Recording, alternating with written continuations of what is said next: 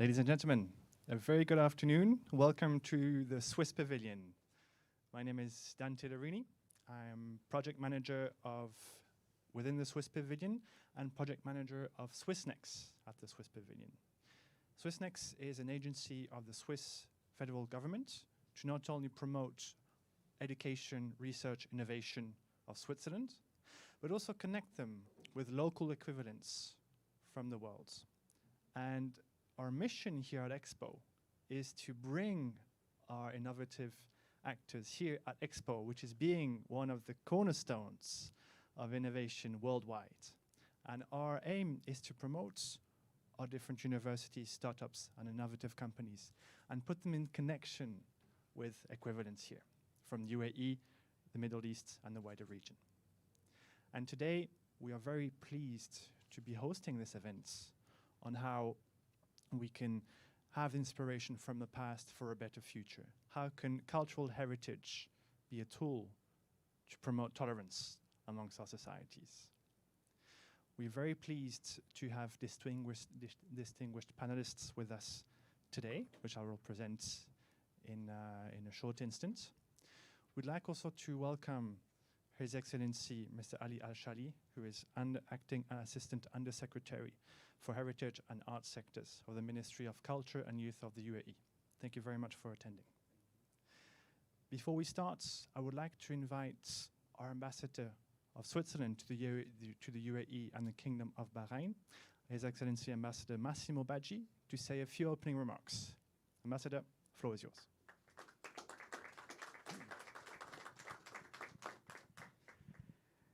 Excellency, ladies and gentlemen, good afternoon. It's such a pleasure for me to be here today with you and share a few thoughts about heritage and how heritage can help us to tackle issues related to tolerance and inclusivity. I would like to thank SwissNex for organizing this event and many other events. SwissNex is at the heart of this pavilion when it comes to share content, and you are doing an excellent job. Thank you so much. I would like to thank you, Excellency, very special thank. And please convey our thank and our gratitude to your minister, who was very much keen to be here with us today. Unfortunately, she cannot because she had to attend a major event outside the country, but in the spirit, she's very much here with us. You are from the Ministry of Culture and Youth. And maybe you don't know, Excellency, but in October 2 years ago, when I had the chance to call on your Crown Prince of Abu Dhabi with my president, he didn't receive us in Qasr al-Watan, but he received us in the Youth Hub. And that was a very strong message. And I think that it is particularly welcome to have here in the UAE a Ministry of Culture and Youth. Thank you so much for being here with us today. Today, we're going to have a chance to talk about heritage and inclusivity and tolerance. And we do that during this week of tolerance and inclusivity that we have at Expo 2020 Dubai. We have 11 thematic weeks, and this is the first time that we have thematic weeks at Universal Expo, which is very much welcome. I'm particularly happy to have this event here today because I think that this shows exactly what is an expo about, which is not a fair. We are not here to sell any specific product, but we are here eventually, if we manage to do that, to shape a few ideas and projects for today and for the future. And I think that we don't have excuses. We have to be able to do that because here at Expo 2020 Dubai, we are all here. All the stakeholders of our society are here. We have the government of almost all the countries in the world. We have the NGOs. We have private companies here. We have families and we have children around, which is probably the best configuration that we can imagine. And if all of us, with our pavilion, with our participation to event, we manage to give a small but effective contribution towards shaping a few new ideas, I think that this is exactly what is an expo about. And we know even too much how much tolerance can help us to look at issues of inclusivity in another way. Switzerland is a strange country. We didn't grow up around one culture and one language. And we praise more diversity than unity. And I tell you how much effort we put into the idea of having diversity to contribute to the unity of the country. And eventually, if we manage to succeed in Switzerland, more than for our economy is eventually because we have been successfully capable to, integrate also our culture into our society. So I would like again to thank you all for being here today, and again Swissnex for having this excellent capacity to organize this event today. I must say I'm very proud of our pavilion, not because it's a beautiful pavilion and it's having very much successful in terms of participation, but also because we are constantly sharing content and giving contribution to this noble task, which is ours, and which is to create, ideas and project for the future. Thank you so much for being here today, and I'm looking forward very much to participate in your consideration. Thank you, and good success. Thank you so much. Thank you.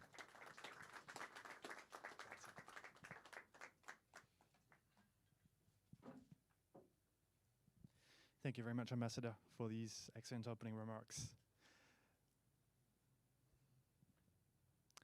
Nelson Mandela once said, when he was recently elected as president of a newly united South Africa, he said, "Our rich and varied cultural heritage has profound power to help build our nation." You see, we believe that the culture is the live stream behind a nation, behind a community. And this is very important.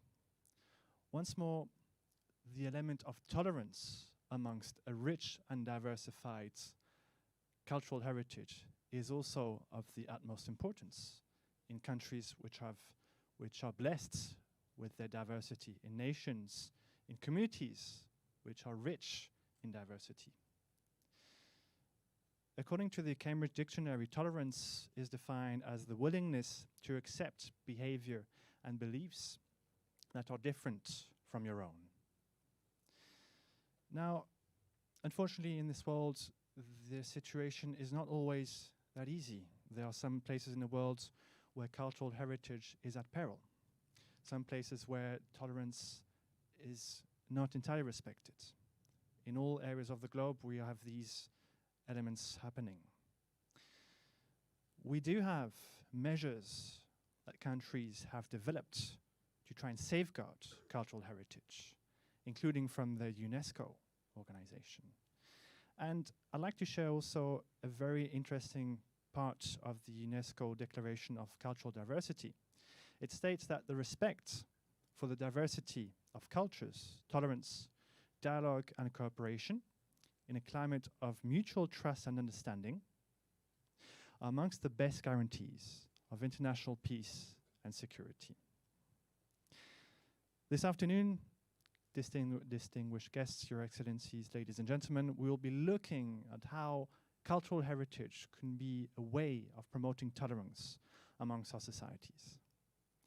I'd like to present to you our different panelists who are going to be with us this afternoon. I would like to start with Dr. Patrick Michel from the University of Lausanne. Patrick Michel is a Doctor of Letters of Assyriology, Ancient History and Archaeology.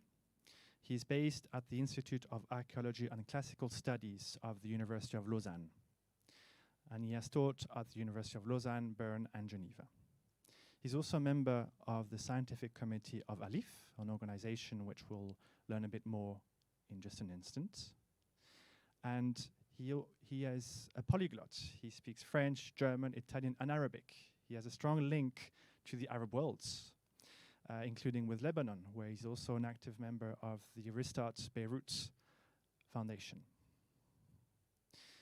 Patrick Michel is in charge of the research project, scientific project of the Collard Palmyra project of the University of Lausanne. This is based on the temple of Baal Shamin, which was unfortunately destroyed in 2015. And the work of Dr. Michel has been able to recreate this temple in terms of databases and creations of a framework to develop, to give a new sense, a new perspective of this temple. In addition to this, Patrick Michel comes from the University of Lausanne, which is one of our top universities in Switzerland and in the world. It was founded in 1537, and it has a vast diversity of topics which is being studied, including genomics, aesthetics of cinema, environmental law, forensics, and also chemistry. And they are very honored to have had recently a Nobel Peace Prize winner, Jacques Dubochet. He won the Nobel Prize in Chemistry in 2017. I would like to introduce our second speaker, Professor Grazia Tucci of the GECO Laboratory, which stands for the Geomatics for Environment and Conservation and Cultural Heritage of the Università degli Studi di Firenze. Graduated with honors in architecture at the Politecnico di Milan, Professor Tucci has been able to develop in elements, in topics of topography and cartography at the University of Florence. She has then created the Center of Geomatics for Conservation of Cultural Heritage. Now, for those of you who are not familiar with the term geomatics, which including myself until a few days ago, to be very honest with you, geomatics refers to the methods and technologies used to collect, distribute, store, analyze, process, and present geographical data. And so Professor Tucci, thank you very much, approved. Great. And Professor Tucci has been able to promote this approach in many different topics, architecture, civil engineering, but also in cultural heritage. And she'll share more elements about this later on. We're also very happy to host Dr. Zaki Aslan, the Regional Director of ICRAM Sharjah, based here in the UAE. So ICRAM stands for the International Center for the Study of the Preservation and Restoration of Cultural Property. Dr. Aslan is a founding member of ICRAM, his regional offices in the UAE. And he is a world specialist in cultural heritage conservation management, thanks to his work with ICRAM. He's been in this position since 2003, and he has managed extra budgetary elements from ICRAM with a budget of approximately $4 million per year. And he has provided technical and strategic guidances in terms of ICRAM's member states, in terms of heritage protection, conservation, governance, education, and implementation of these elements in the fields. And Dr. Aslan is a specialist in post-conflict reconstruction of zones where cultural heritage has been put in jeopardy. We are also very pleased to host Mr. Valéry Frelon, who is the Executive Director of the ALIF Foundation. ALIF is the International Alliance for the Protection of Heritage in Conflict Areas. Mr. Frelon has been the Executive Director since 2018, and he is responsible for the implementation of the strategy and management of this organization. Mr. Frelon is a former student of the ENA, École Nationale d'Administration in France, and after graduating from ENA, he joined the French Foreign Ministry, the Quai d'Orsay, and has been able to develop multiple missions in terms of cultural communication, including being the diplomatic advisor to French Minister of Culture Frédéric Mitterrand, including being the counselor for cooperation and cultural action at the French embassy in Tunis. And before joining ALIF, Mr. Frelon was also the Consul General of France in Boston. And ALIF, in its sense, is the acronym of the first letter of the Arabic alphabet. And they have been created, they are based in Geneva. And the mission of ALIF, 3 missions, is to prevent protection to mitigate the risk of destruction, to ensure emergency measures to ensure safety of heritage, and also post-conflict actions to restore the enjoyment of cultural heritage. I think the story of ALIF is very interesting from a UAE and French, and also Swiss a little bit, because you're based in Geneva, perspective. Exactly. And ALIF emerged from 2016 from the Abu Dhabi International Conference of Endangered Heritage. And ALIF emerged from this conference, having been said this, having been developed this. And since then, the foundation has been developing multiple projects within the world, as we shall see later on. Now, I would like to call Dr.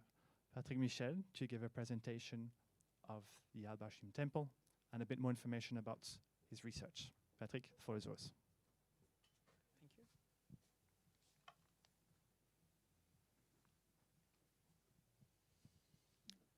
Thank you very much, Dante, Your Excellencies, ladies and gentlemen, distinguished guests, dear friends.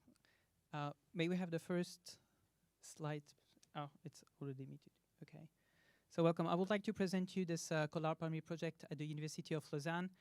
And the journey I would like to share with you is from heritage to safeguarding to tolerance.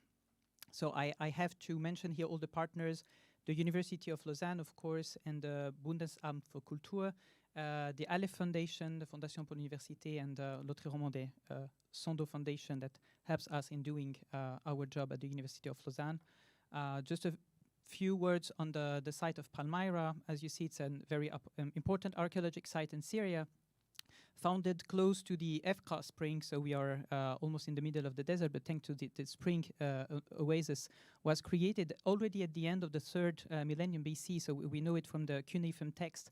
Tadmor is attested in the cuneiform text from the 2nd millennium BC, and then during the whole history it was a very important point on the Silk Road, and this is something we will come back on later, because you have silk coming from as far as China to be used in Palmyra, and obviously the magnificence of the Greco-Roman ruins had made this site very famous. So you see here just a map of this Silk Road, and as I said, so the textile came as far from China, and once it was in Palmyra, or it went to the earth through nowadays Turkey, or in the trades across the Mediterranean Sea. So Palmyra was the last stop before going or on the sea or in Anatolia.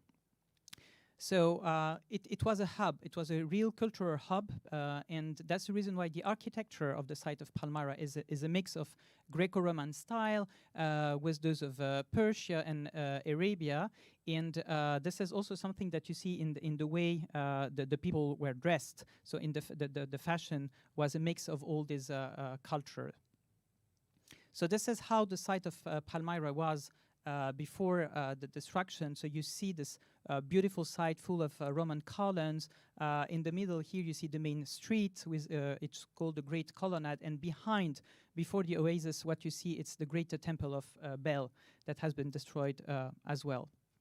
So I would like to deal with you today with the temple of Baal Shamin, which is the 2nd sanctuary after the biggest of Bel, and because there is a special link between this specific monument in Palmyra and Switzerland because it was excavated by Paul Collard, and Paul Collard was a Swiss archaeologist. And the reason why we are nowadays working on this heritage and this special site is because all the archive that I will present you briefly is conserved and kept at University of Lausanne. So in a few words, the Baal Shamin temple was very important because Baal Shamin in Semitic means Baal Shamin, the Lord of heavens. So he was the one who gave the rain necessary for the culture. And you see that it was a small, quite small building, only 15 meters by 10. But the sanctuary was bigger because we have 7 courts with porticos and a bucket room and lots of columns and statues. So this is here the Swiss team that was quite small indeed, and you have Paul Collard on the right in front of the temple, and then at the end of the excavation you see on the right the whole sanctuary that has been excavated by the Swiss team in the mid of last century. So as I said, it's composed by several elements. Sorry. So you have, no, we don't see it. The temple in the middle, and it's quite huge because of all the courts that we have. And we also have a funerary monument that was discovered behind the temple, which is the oldest funerary monument in Palmyra. So here you see a representation of Baal Shamin as an eagle with wide open wings, governing the sun and the moon.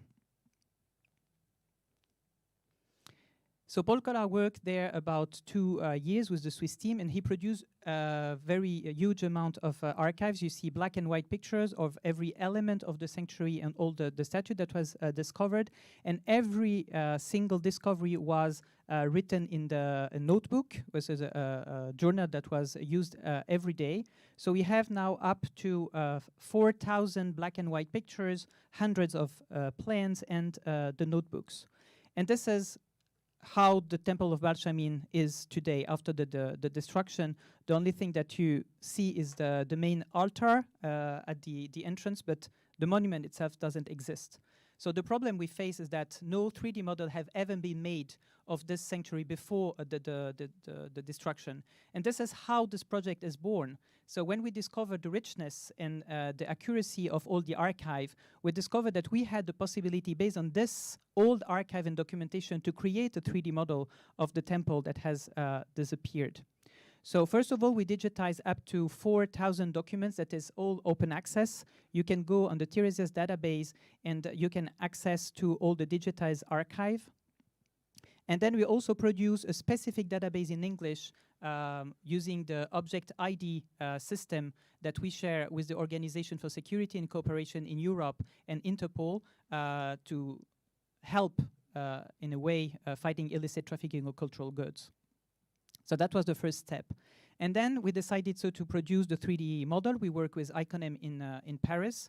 So here you see just an idea of how it was made using hundreds of black and white pictures to achieve a 3D model. When we deal with digital archaeology, I always like to recall that we have 2 very important texts, the London Charter and the Sevilla Principles. So the databases that we created are also here in order to help people understand what kind of document we have used in order to produce the 3D model. So just to underline the fact that we at the University of Lausanne follow international guidelines in order to do virtual archaeology. So I would like to give you an example based on this picture. When you see a wall that was recognized, and then we have another picture that gives you the detail of this wall. And then you have the drawings that show you how the monument was. This is the inner part of the temple.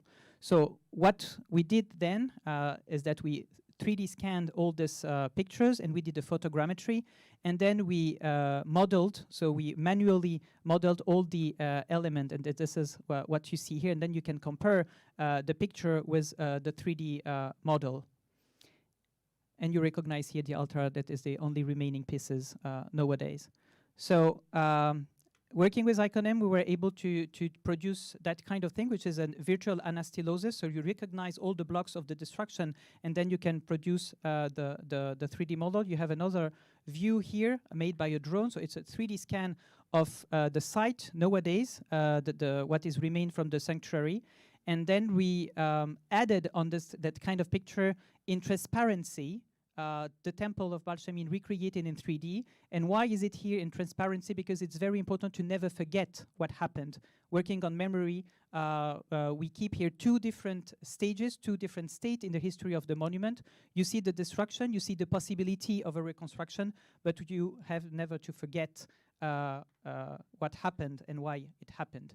So nowadays, this model, we are very proud of it. It's 61 billion triangles, so it's the most accurate model, 3D model of the temple. So every single capital has been designed manually based on the archive, and this is so you can see the inner part of the sanctuary that was 3D designed as well. We also thought about not only conserving the memory of the Greco-Roman period, which is, I mean, obviously very important for the site of Palmyra, but Palmyra has a very long story. Palmyra existed long before the Roman and long after the Romans. We have 1,000 years. So what we did at the end, we created a chronological and diachronic model. So you have at the very beginning what you see here, the late Hellenistic and then the Roman period, and you see decades after decades, the evolution, how the whole sanctuary was reshaped until 130, when the temple was indeed created. And then the sanctuary was reused by the Byzantine, and this is what you will see now when the temple was partially dismantled by the Christian in order to reuse this monument. So we see several identities in this temple. So the temple was partially destroyed during the Byzantine, and then all the courtyards were also reused during the Islamic period. So you see here the late stage. So it's not only one model that we have created, but we have created 5 different models in order to keep the whole history and the identities. And then working with Ubisoft for a very important exhibition that we had in Paris at Institut du Monde Arabe called Cité Millénaire, Age-Old Cities. Ubisoft created for us a VR experience, so you can now have an immersive experience with the temple that doesn't exist. But what is the meaning of such a work if we don't reach local communities, if we don't try to work with local people? From the biography given by Dante, you maybe understood that I'm half Lebanese myself. So I do remember what war was in Lebanon, and I wanted to give a sense to this project. Obviously, it's you may agree, magnificent project. You see it, I mean, how the digital is a powerful tool in order to keep a memory and to give a tool for research. But how can we reach people, refugees in a refugee camp, for example, in Jordan, or people around Syria? So we created this booklet that tells the story of Palmyra in Arabic, and we came back to the history of textile because of the very important meaning of Palmyra on the Silk Road. So what you see here on the left of the screen is a piece of textile that was discovered in the tomb of Palmyra, and then you have the drawings in the middle, and then you have the same design that was discovered on architecture element of the temple. What is the story here behind? When a motif, as I said, was very fashioned, it was then used in order to embellish and to make the decoration of the temple. And we know that it is not the way around, because you can date the textile piece and you can date the construction of the temple. So we know first the textile, and the very fashion motif was used then for the temple. So we decided to create an activity taking into account this process the way around. We took pieces of the architecture of the temple of Balshamin. This is what you see here. It's a merlon. It's a piece of the higher of the roof of the temple with a tree of life, which is a very symbolic and important meaning. And then based on that, we created a pattern for embroidery. And so we created several workshops in Jordan and in Syria, using the booklet that you saw in Arabic. So this booklet tells you the story and the multiculturality that was the rule in Palmyra, people speaking several languages, worshipping several gods, and the succession between polytheism to Christianity and then to Islam. And then we created, in collaboration first with UNDP and dealing with the past program in Syria, these activities in order just to put together tangible and intangible heritage, to perform the art. So it's not just only about telling a story about what is Palmyra, what or why is Palmyra important for the identity, but it's to give a meaning and to perform the art and to inscribe in the textile a memory. So then when people produce that kind of element, they can keep it, and it's a materialization of the cultural memory that we are trying to keep. And this is what you can see in the exhibition here in the pavilion. So I would like to share a last video with you, how this activity was implemented on the 8th of March in Syria for the Women Empowerment Day, with our colleague from UNDP.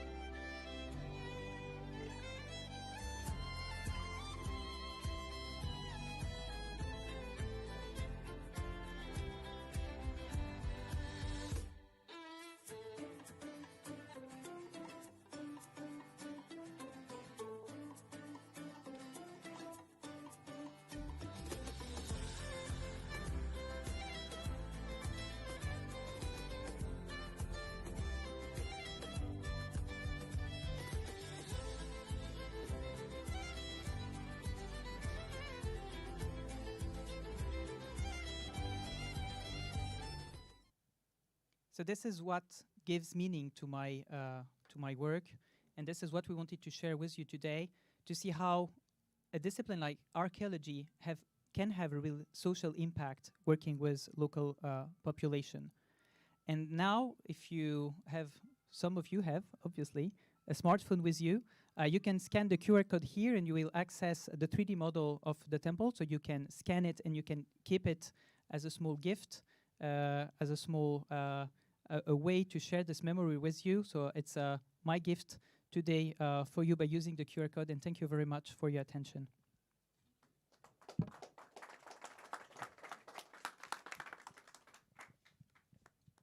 Thank you very much, Patrick, for your presentation.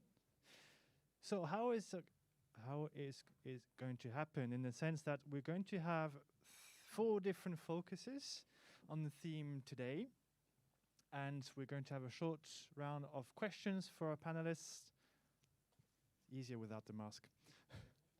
And after having spoken to our panelists, then we will open the floor for 2-3 questions per theme. The idea is for us to have an interactive discussion about the theme. We're very lucky to have people of different diversities, specializations in the room. So, Patrick, thank you very much for the presentation.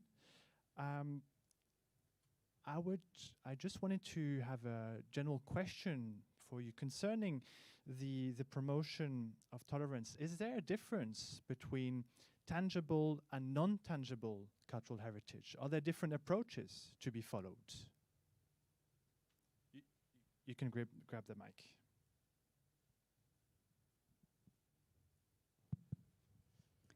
Yes, I mean, in terms of definition, tangible is what you can see or touch, and intangible is more a knowledge. What was interesting here, and when we spoke about this project with UNESCO, they found very interesting the fact that we can mix those two kind of different heritage. So the way you do embroidery, so sewing, in order to fix like a memory in the textile. So it was an idea that I had working on the history of the Silk Road, saying, okay, maybe there is something to try. And I was happy to see that the people were really engaged in it. But in terms of preservation of heritage, nowadays in the guideline of UNESCO, you preserve, and you work on both tangible and intangible heritage. What I found here very interesting is the way to mix both in the same project. Then I let the other panelists to answer. Thank you very much. I think that's also a very interesting approach to follow, to mix both of them. I was wondering, in terms of crises in conflict zones, by having both approaches at the same time, how to preserve intangible cultural heritage in terms of conflicts. I'm not sure, Valérie, if you would like to share with us your opinion on this one. I must confess that for first question, it's a very difficult one.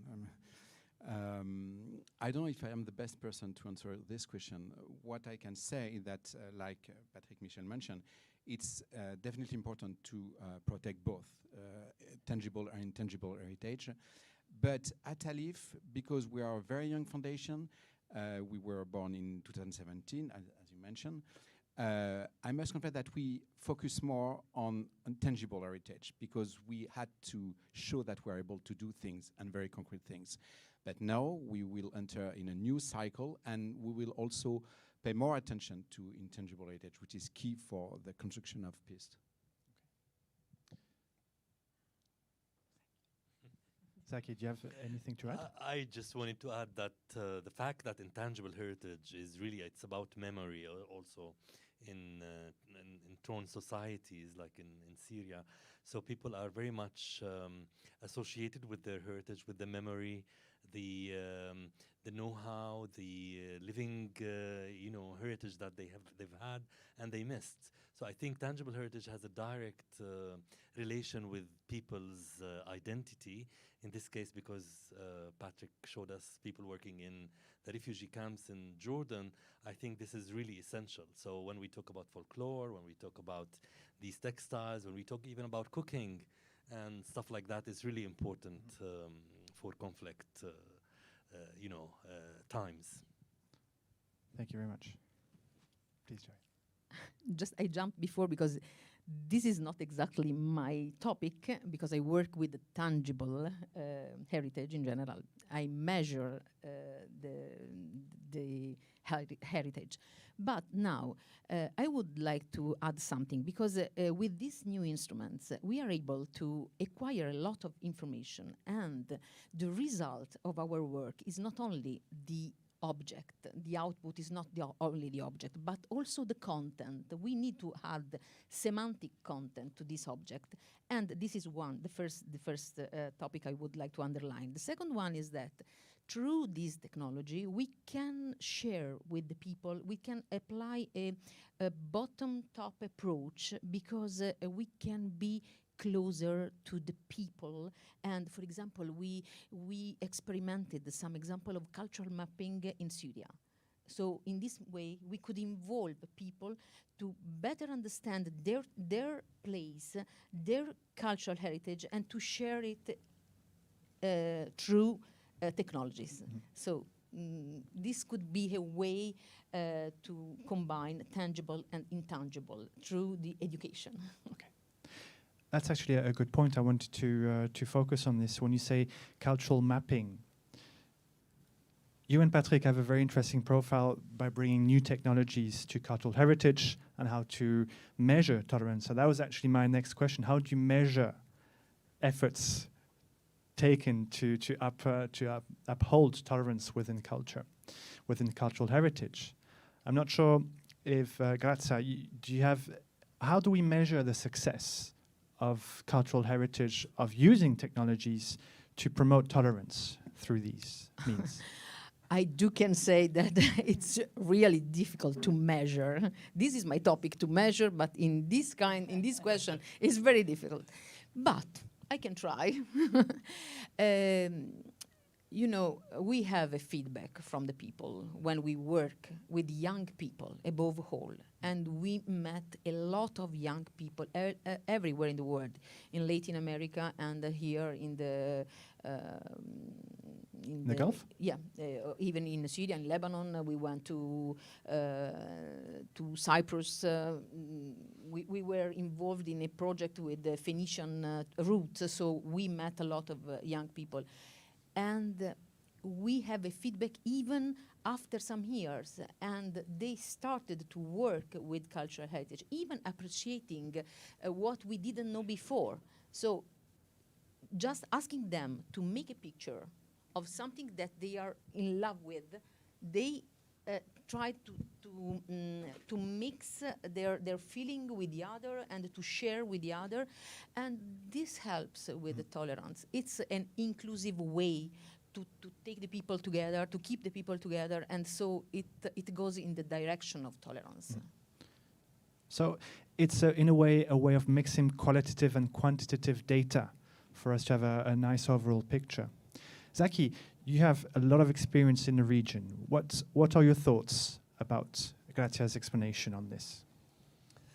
I agree with her. In fact, sometimes it's difficult to have indicators for cultural heritage in particular, especially the intangible ones. But I wanted to say that the impact that you would have from especially people who are recipients of such messages or the images, because when we talk about images, you are conveying meanings, not only the image itself. So there is a meaning behind every image. When we talk about statues of Palmyra, it's not really about the statues and the composition of the statues. It's about the story of people, the story of humanity, the story of the people who lived there, the ancestors that people can appreciate.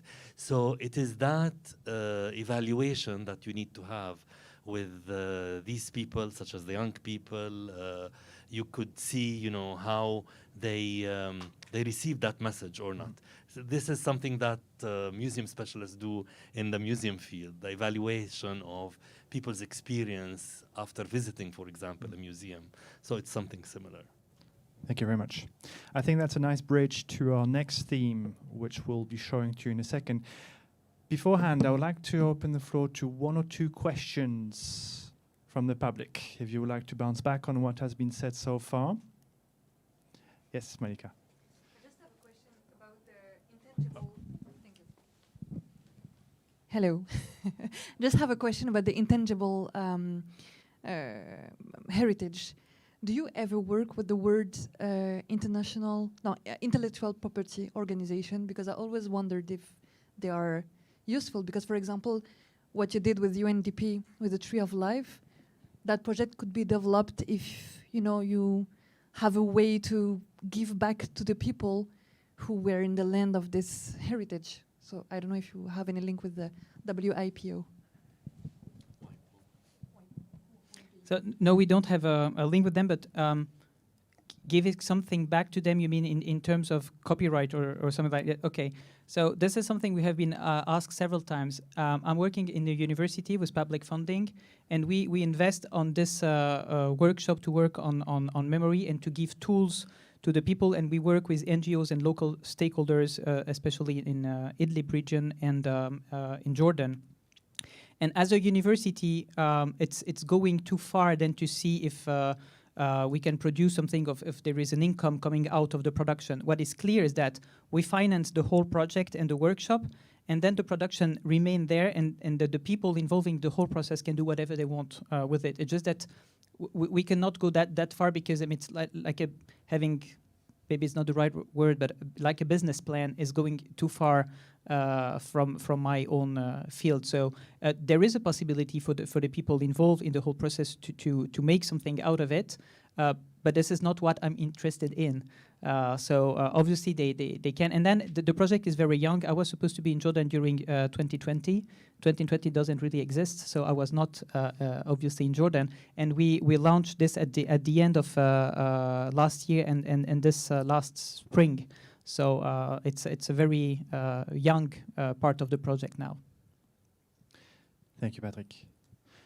I think it's time for us to jump onto our next theme, which is going to be about focusing on the restoration of monuments from an intra-religious point of view. We're going to showcase you what has been done at the Mar Benham Monastery in Al-Qidir in Iraq. And this video is brought to us by Alif. I'll let you discover it.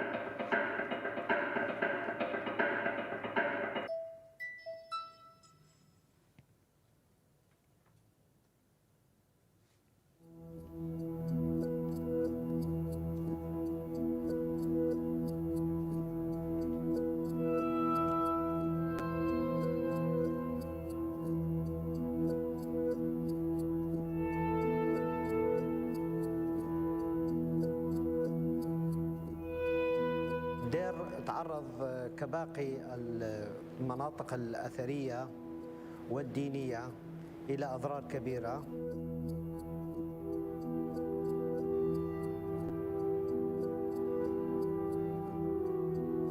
من ضمن هالأضرار هو فجروا جب الدير ضريح مار بهنام الشهيد، كسروا الصلبان الموجودة في الدير معظمها أكثرها، كسروا الرموز المسيحية الموجودة على حيطان الأثرية القديمة اللي يتجاوز عمرها أكثر من 800 سنة فما فوق. هذه الرموز كلها حاول داعش يمحيها من المنطقة.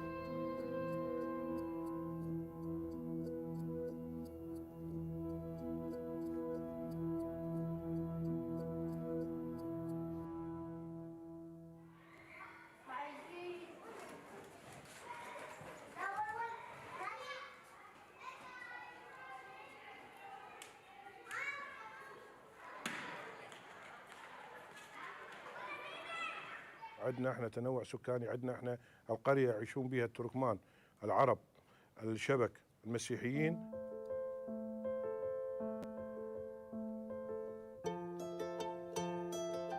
تعايش سلمي بيناتنا. الدير له وقع في نفس ونفوس الآخرين.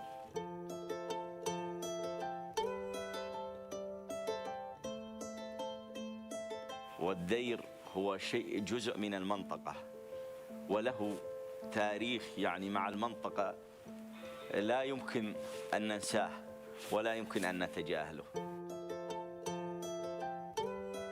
Fraternité en Irak a commencé le travail de réhabilitation du mausolée bien avant que nous arrivions.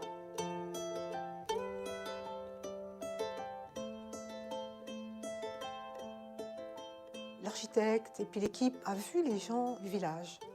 Et ils ont dit, nous avons des moyens pour commencer juste à réhabiliter le monastère, mais c'est compliqué pour nous dans la mesure où vos maisons sont détruites, où les routes sont détruites.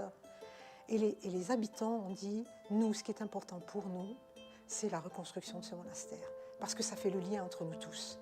Et si dans nos maisons détruites, il y a des pierres qui peuvent être utilisées pour la réhabilitation du monastère, prenez-les. Et donc c'est quand même une histoire assez extraordinaire.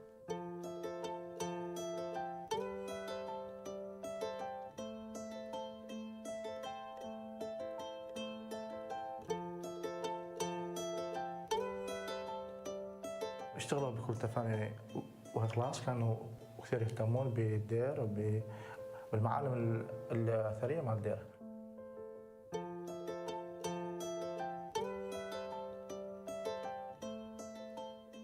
وبعد منا بدأوا يسوون إعمار على الدير على مراحل، كل مرحلة قضت وقت معين مثل ما تشوفون هسه.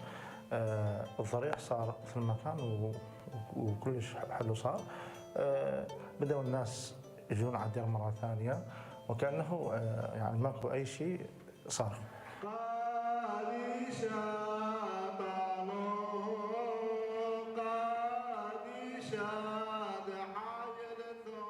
جايين من قضاء حمدانية إلى دير نعمطها صغيرة، وجينا على القداس وجمعنا سوية عوائلنا. ودير ما شاء الله حلو، دير وقديس ودير نصلي به احنا، شيء مقدس.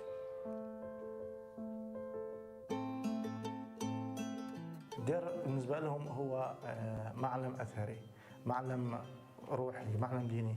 فكل واحد يجي هنا يترك يعني يصير بقلبه أثر. فإذا يجي مرة يجي مرتين وثلاثة وأربعة. فنشوف إنه كل إنسان اللي يجي على هذا الدير يرجع له مرة ثانية لأن يشعر بجو روحي بغض النظر عن الديانات إذا كان مسيحي أو مسلم أو غير ديانات. والله كلمتي أنا أشكرهم جزيل الشكر والتقدير لمؤسسة ألف على الأعمال اللي قامت بها ببناء هذا الجب وترميم هذا الدير. وهم سباقين بالخير والعمل لخدمة هذا البلد مع الشكر والتقدير.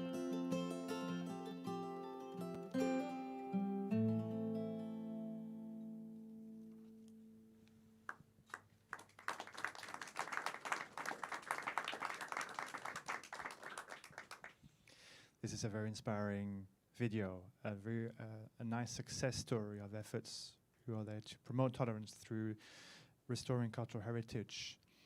Valérie, what is the success behind this? What do you think is necessary for more of these case studies to happen? First of all, I would like to thank you, Swissnex, and Swiss Embassy for inviting Alif. I'm always moved when I see this video, I must confess. I was in Mosul and in Mar Benam 5 months ago. I would say first that the key of our success is the fact that we gather goodwill behind Alif. And I would like to thank His Excellency for being with us today, because without the support of the Emirates, the initiative of France, the support of Switzerland, because Switzerland is the host country of Alif and a strong support, we could have done this. So it's Alif is just a gathering of goodwill. We have 7 countries. We have private donors too, and it's important to have private donors, even if sometimes it's difficult to convince them to join us, because we need to have concrete results. We need to have, the data we mentioned. But at Alif, we have a philosophy which is based on two guidelines, 2 mottos, which is first that we try to select projects through call for project, annual call for project, that fulfill some criteria, and among them there is the impact of the project, the concrete impact. We pay attention to the impact on the economic and social development, the impact on sustainable development, on intercultural and interfaith dialogue, as you see with this example, and of course the impact on peace building. But once again, it's sometimes very difficult to evaluate it, and Patrick is one of the members of our scientific committee, and it's sometimes we don't know if it will have an impact or not, but we try, because our second motto is we want to support very concrete projects. At Alif, we have one philosophy, which is action, action, action. Maybe because my chair is an American businessman and philanthropist, so it's part of our approach. But that means that we, for instance, we don't finance large program of training. We finance concrete projects, which are each time an opportunity for on the job training, which is an opportunity of awareness raising, which is an opportunity of community dialogues and so on. We prefer this approach than having big program, but we never know if it has really a concrete impact. That's the way we work. Okay, thank you very much, Valérie. It's important to consider one thing, is that since the Second World War, there hasn't been as many attacks on cultural heritage since the Second World War. And a lot of these have been done, fueled by conflicts between faiths, between different communities with different faiths. And so, Grazia, you also have experience while dealing with different religions at the same time. My question, and that's going to be also a very big question and a very difficult one, but according to you, why are there more and more attacks on cultural heritage based on conflicts between different religions?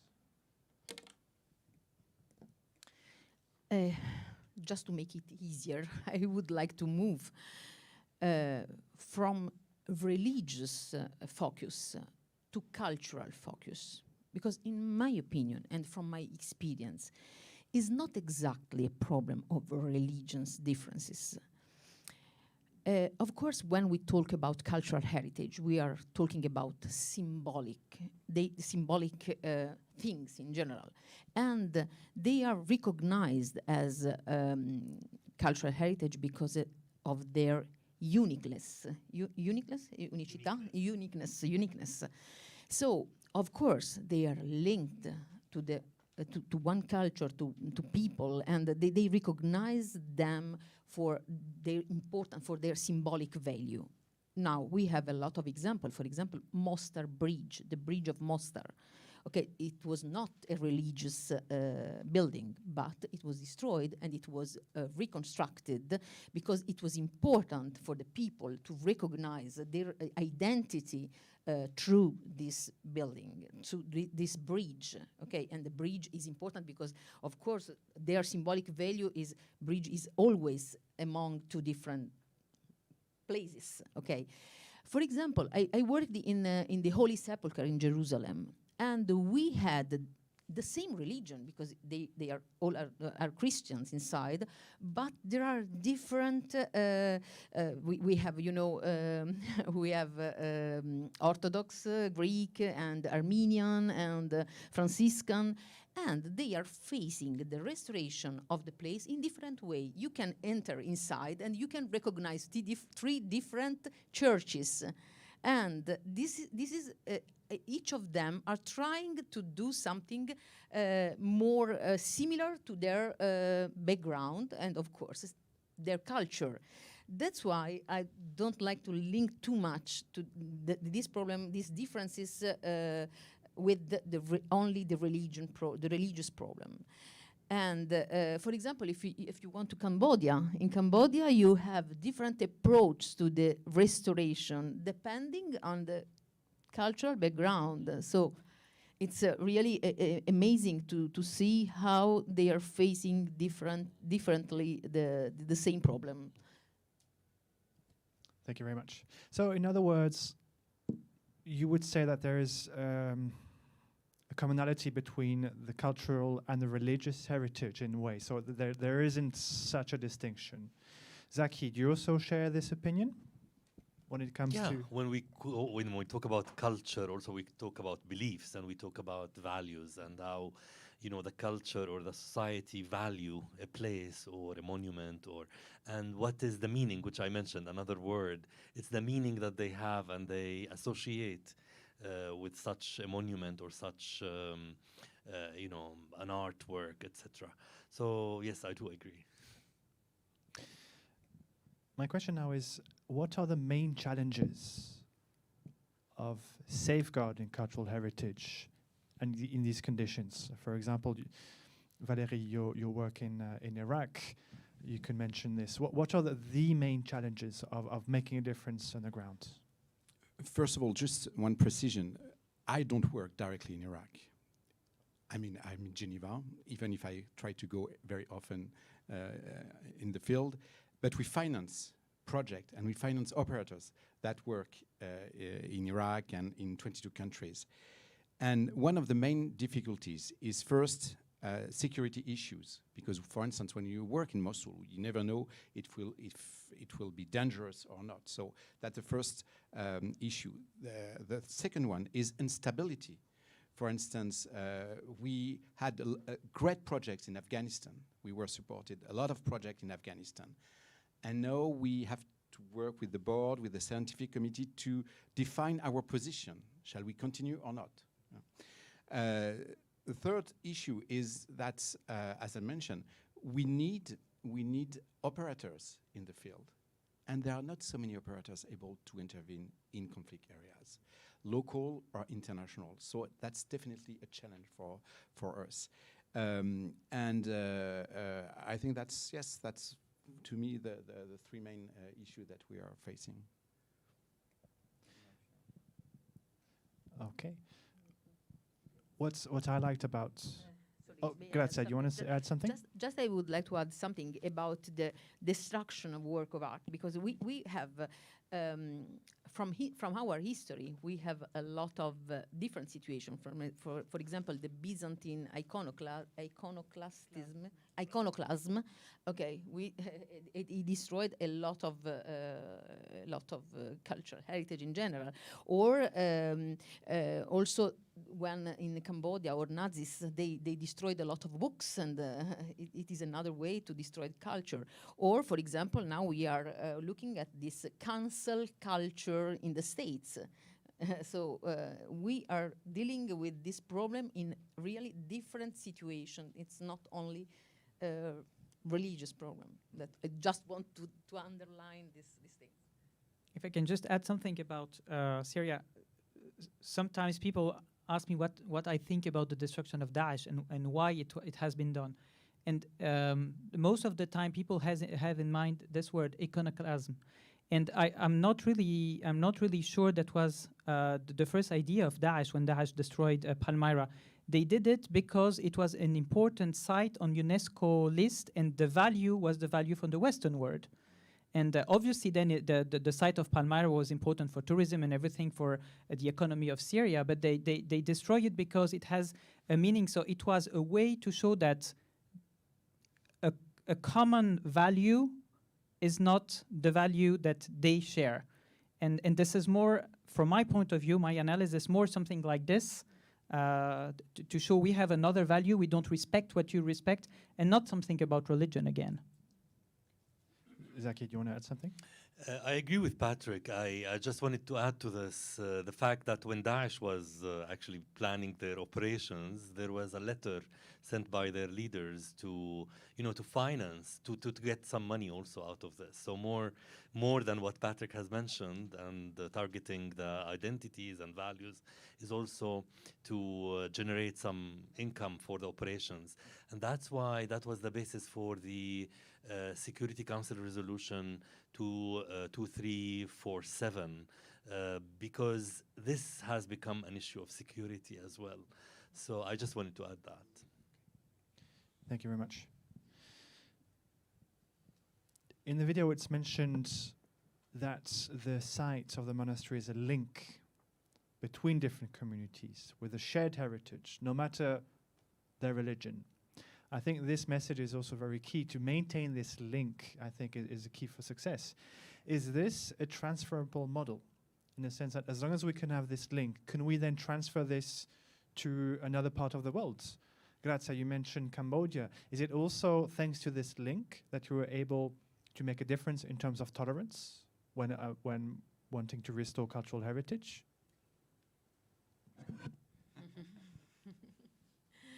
No, I'm not sure to have understood really your question.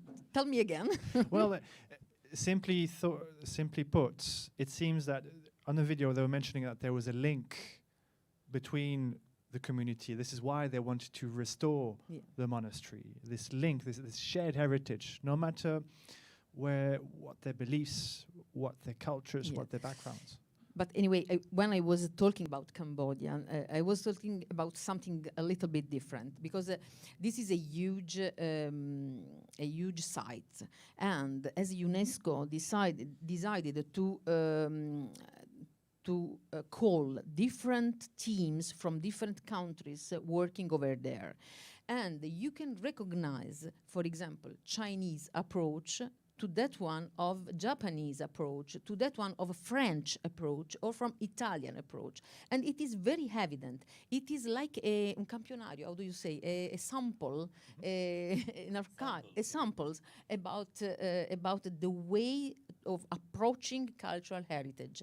And it is very interesting because, for example, Chinese, they are reproducing everything in a very, very detailed way, even the decoration. Or, for example, Japanese, they are cataloging everything and then they are reproducing it. Or and also in the way the material that they are using, and it is very, very interesting, and again is something linked to the background of each countries and the approach to the conservation. Okay.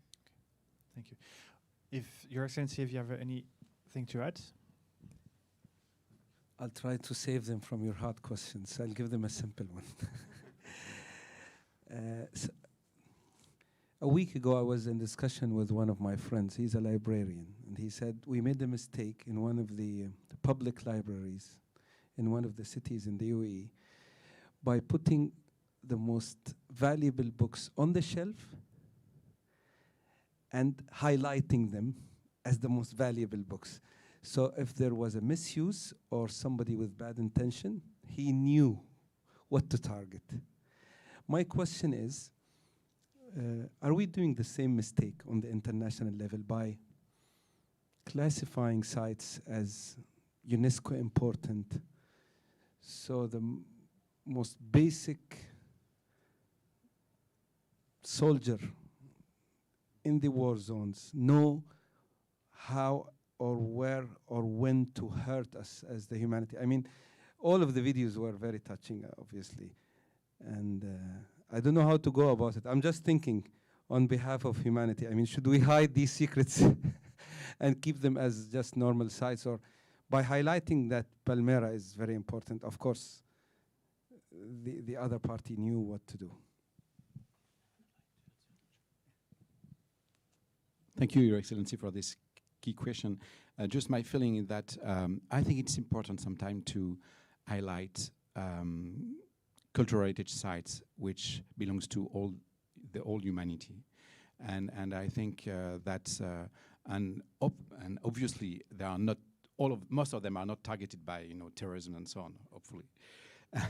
And the second point is that, but it is true that sometimes, and we had this reflection at Alif, we deleted some project that we had on our website because we didn't know if we had to show them, especially in Afghanistan, after the collapse of the former regime. So it is true that we must pay attention to that.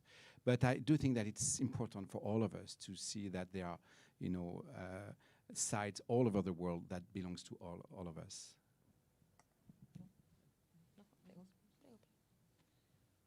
About Palmyra, obviously there is an example. So in the whole story, you know that the city was sized twice. So it was the first time in spring 2015, and at that moment that they first destroyed the prison. The first point, it first destroyed the prison. This is what they wanted. And then they targeted the temples, some statues and the temples, the tombs and the temples. But the monumental arch and the theater was still standing. And then the city was freed by a coalition with the help of Russia. And the Mariinsky Theater organized a concert in the theater to celebrate the liberation of Palmyra. Just a few months after the concert, Daesh came back. What happened? They targeted the theater. That was not destroyed at the first time. So obviously, Your Excellency, your remark has, we have real example of that. But as Valerie said, sometimes it's also important to highlight some. It's a very difficult question. Yeah, but I wanted to bring at least this example. No, I just wanted to underline the fact that this is humanity's heritage, and why it is we value that as humanity, because we believe that anything against that is against humanity. So in the case of Palmyra and sites that are listed on World Heritage, it is a shared responsibility by all humanity to protect it.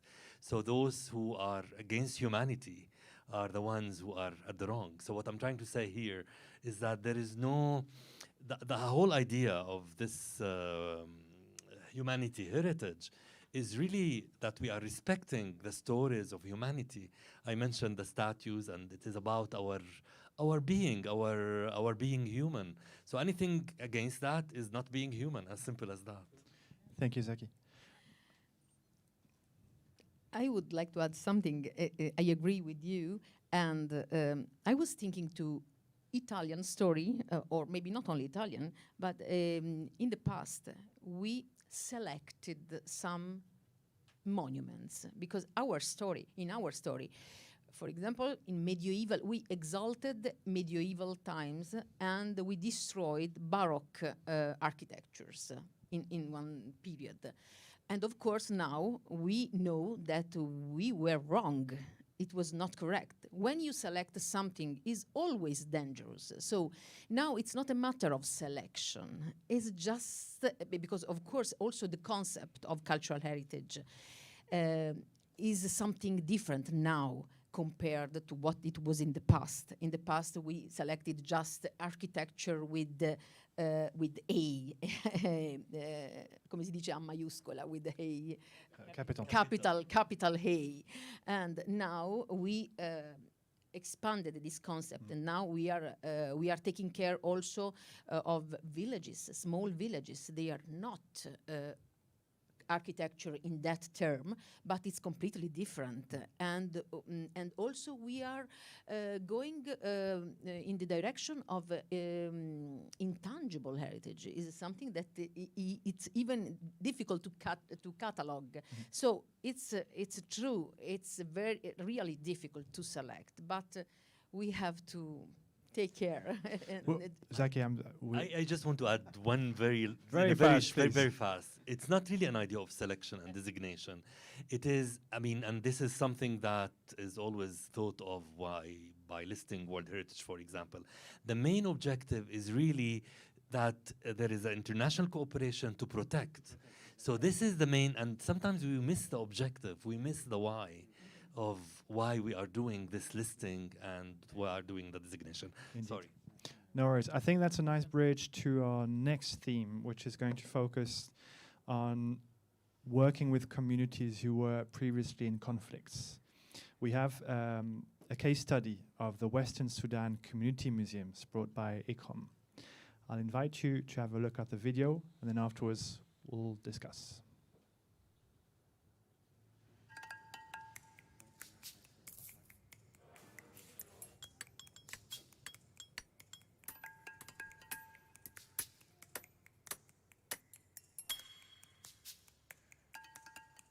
Sudan is a country of rich cultural and ethnic diversity, with at least 500 distinct ethnic groups speaking more than 400 languages.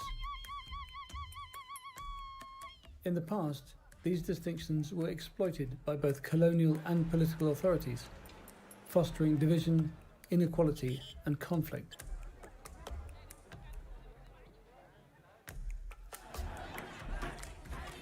Today, the country is being transformed. A new generation of activists and politicians are striving to open up an inclusive and diverse civil space. History and culture are playing a critical role.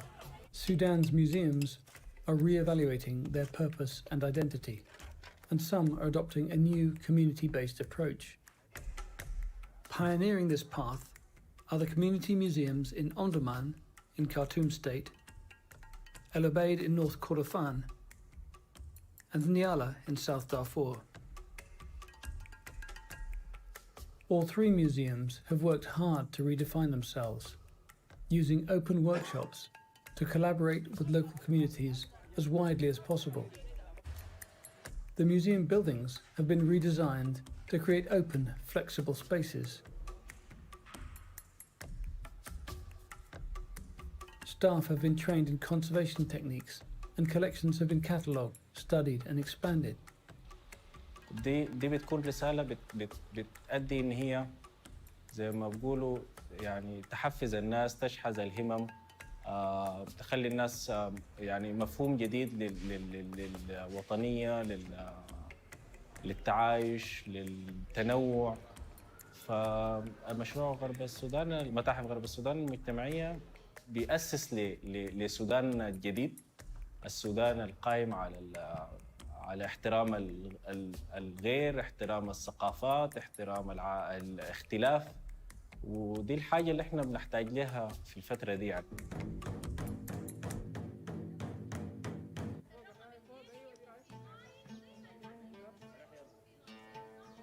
The museums are becoming cultural hubs, at the center of a network of outreach, working with community groups, schools, colleges and universities. أنا بفتكر إنه دي بداية أو نواة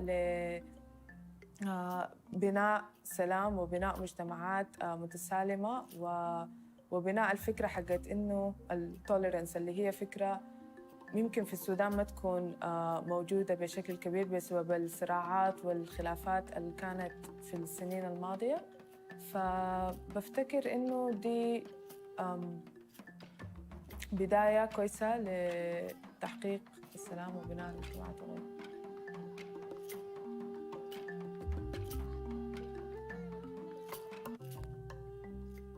ففي منطقة دارفور استطاع هذا المشروع أن يخفف أو يقلل من حدة الإحساس والشعور بالانعزال أو التهميش.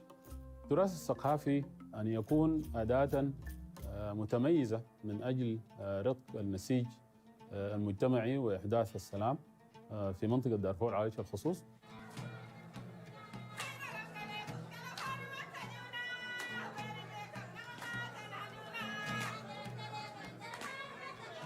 الآن متاحفنا هي أصبحت بيوت كبيرة للمجتمع، بيوت بتجمع الأسرة الصغيرة اللي هي صاف المتحف، وبتجمع الأسرة الكبيرة المجتمع، بيوت مليانة بالحب ومليانة بتفانينا جميعاً إحنا من أجل الحفاظ على هذا التراث القيم.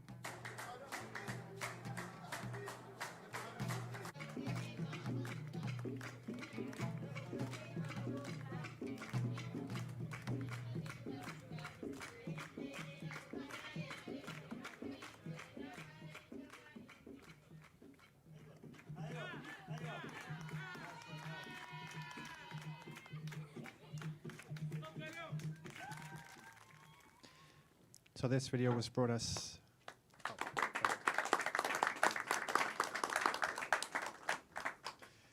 This video was brought to us by Ikram, and I must say it is a very interesting focus on how to involve the communities. But Zaki, I have a question for you. It seems, and correct me if I'm wrong, that unlike the first video, it seems that the building of the community was perhaps absent or non-existent prior to building the museums. Is this correct? In the sense, phrase in another way, did you have to create this link from scratch through the museums? Well, actually, as the title of this video suggested, by the way, these museums already existed before. It's not something that we build anew. Some of them actually undergone some restoration work as historic buildings themselves. People associate themselves with, for example, I can see colleagues here, probably from Sudan. They feel identify with such history in Durman and Al-Mahdiya ila akhirih. So this is something that is part of their culture and their history.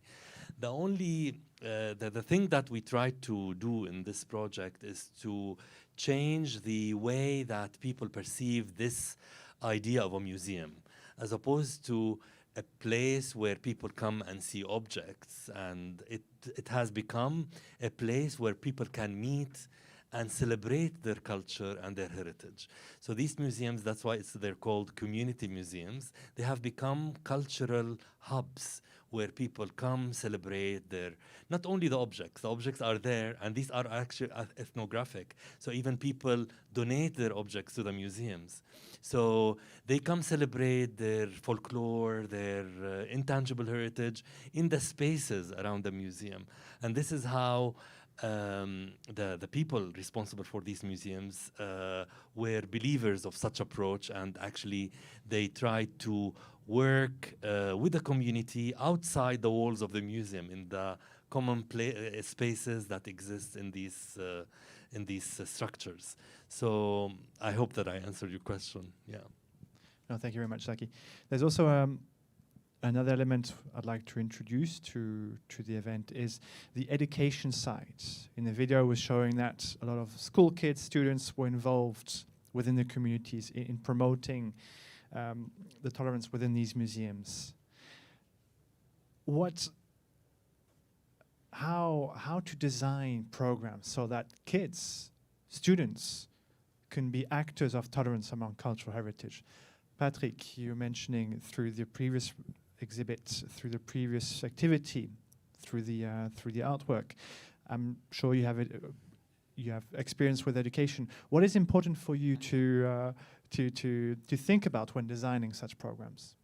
So and something else that we did in Syria, in Halab, in Aleppo, just after they reopened the museum, we work with primary schools in Switzerland and schools in Aleppo, and we ask very young students to write a letter to someone in Syria they don't know, but telling about something important of their own history or heritage. And UNDP brought the letters written in English with the help of the teacher, obviously, in Syria, and the students in the Museum of Aleppo write back in Arabic to the students in Switzerland, sometimes with a drawing and something. And it was very interesting because we used the museum, so with the object of Palmyra and everything that they had, but as a place of dialogue, as a place of exchange between culture. I mean, using English and Arabic, young students from Switzerland addressing to young students from Aleppo, and this is, I think, a way to live in the museum, to try to use the museum as a cultural hub, not only as showcasing objects, but a place to create something new and to let something happen. So again, it's another way to perform heritage. So not only being a spectator, but to be really an actor about education. And what is important for me is that it's to have a way to perform the art and a way to perform heritage as an actor. Public engagements, yes. Yes, I have some experience in this topic because, of course, as university, we have to trust the education value to involve people.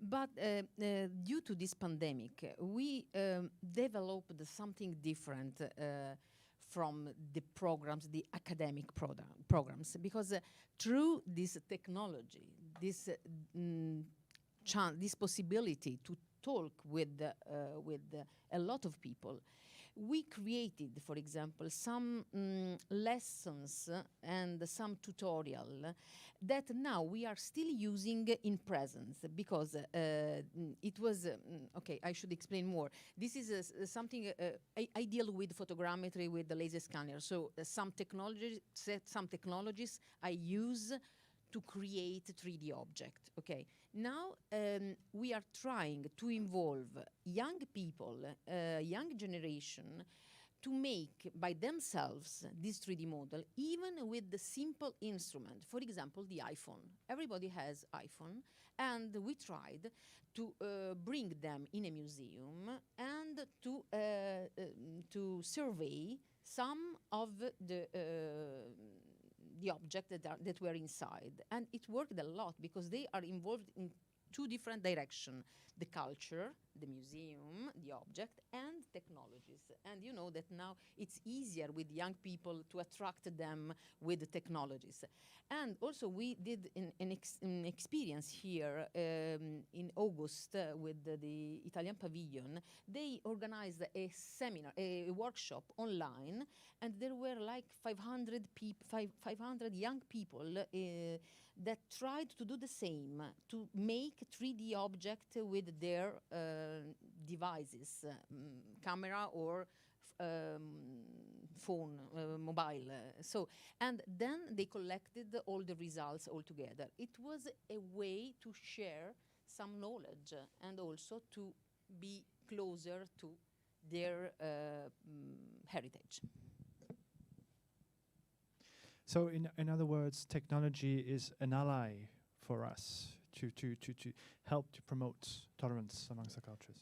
In fact, in the case of the Sudan project, and I have to mention that Aleph has continued what we have started, and thanks to Aleph for actually consolidating this project further on. And of course, thanks to the United Arab Emirates, who helped us also from the office here in Sharjah to support this project together with the British Council.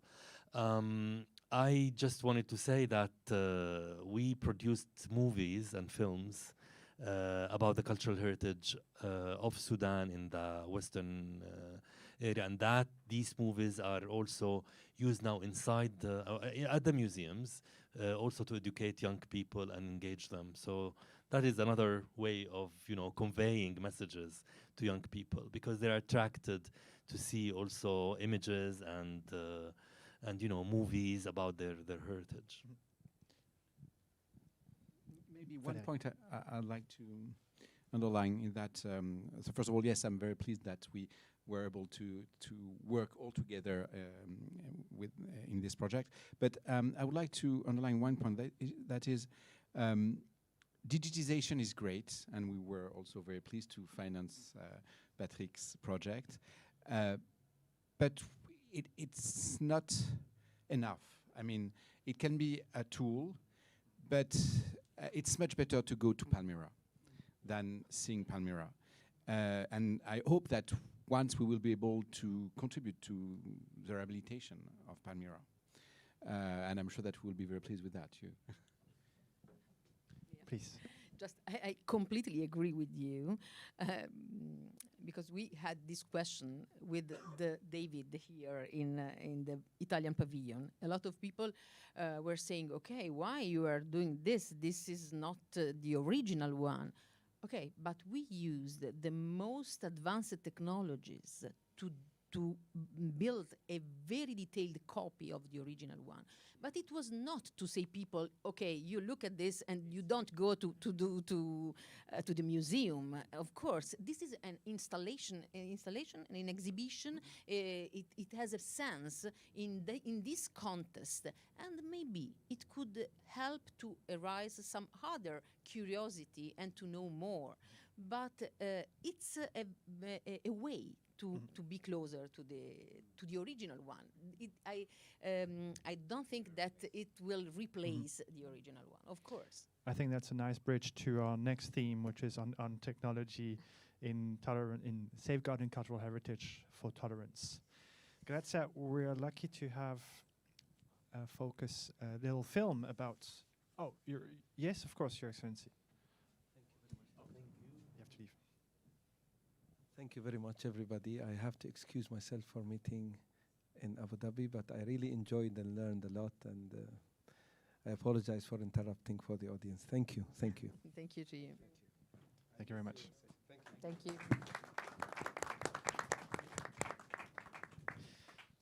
So now, Grazia, we're going to watch a clip about your different researches. Oh. Yes, sir. You had a question. I just.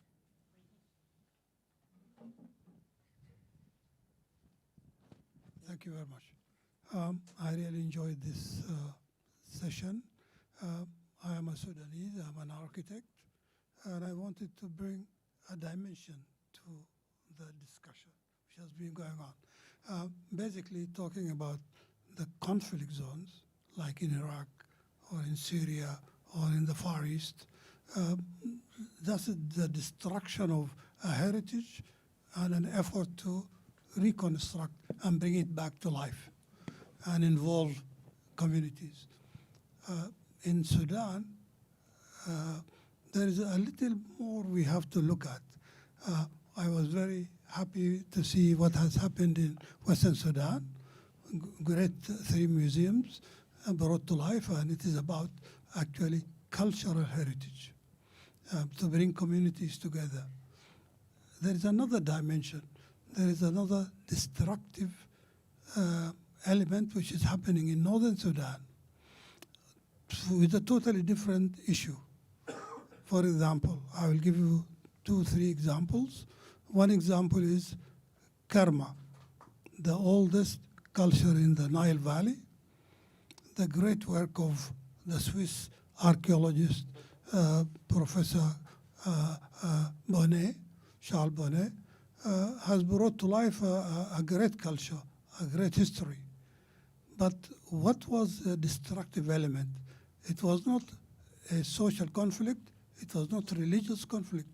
It was agricultural expansion of the peasants in the area who wanted to grab land, being not knowledgeable about it. Not because they were really against the thing. On the contrary, they just wanted to expand their agricultural belt.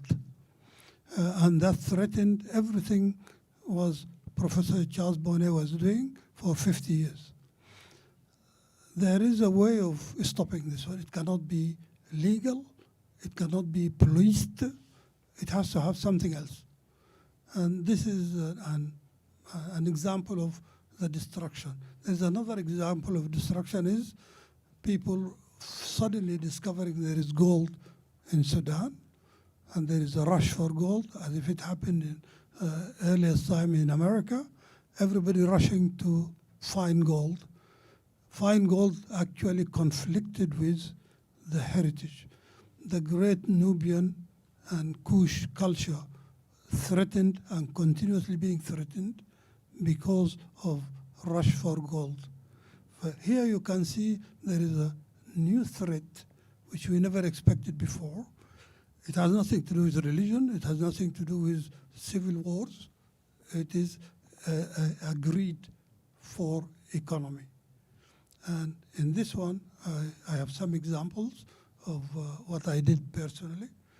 Perhaps this is not the session to talk about it, but just I will tell you an example, a very simple one. I worked because I really respected the work of Professor Charles Bonnet. We thought of it. What do we do? How do we stop peasants from grabbing archaeological sites? What we did was, let us grab whatever is left between agricultural zones and the archaeological sites, and there was a very narrow strip of about 50 meters left all around. So what we did was to think of how to involve the community. The idea was, I'm a Nubian myself, I speak the language. So the first thing we did was to relate to the community on a personal level. Then make them understand that this is their history, this is their culture. It is deeply rooted in the Nubian communities, this idea of culture, history, and being proud of their own history. What we do is how to get through to that area in their cells where they have to be proud of what they have and preserve it. And we started to think of the way of doing things is to involve them in building museums. And we built the most famous museum now in Kerma, well known. And what we did was the people actually financed it, the peasants. Not in money terms, we actually collected agricultural products from dates to barley to wheat, whatever they can produce. We collected it and we sold it in the market. We financed a project. It took me 11 years to do, but it worked. Now it is a cultural center and a museum at the same time. Now we have started building 5 more similar ones in other areas, in a place called Zuma and a place called Sadenga. And these are all archaeological sites next to villages. And building of museums is what I think is one of the methods of actually raising consciousness and bringing people together. Thank you.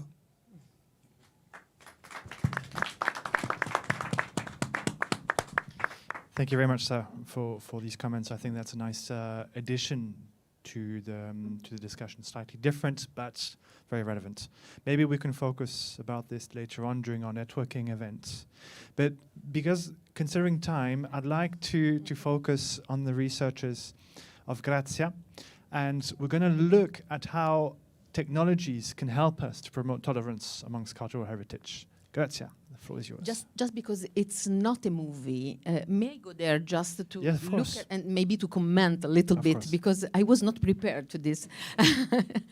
And of course, we had this movie about David, but you can go to the Italian pavilion, just an advertisement. But no, it's they will go. It will go like a movie, but it is a PowerPoint. Just I would like to say that in this time, pandemic has left us two important lessons. The first is that culture remains an essential element to guarantee personal growth and social cohesion, and ultimately the democratic holding of a society. And the second is that the digital transition represents a condition and no longer an option to make it possible.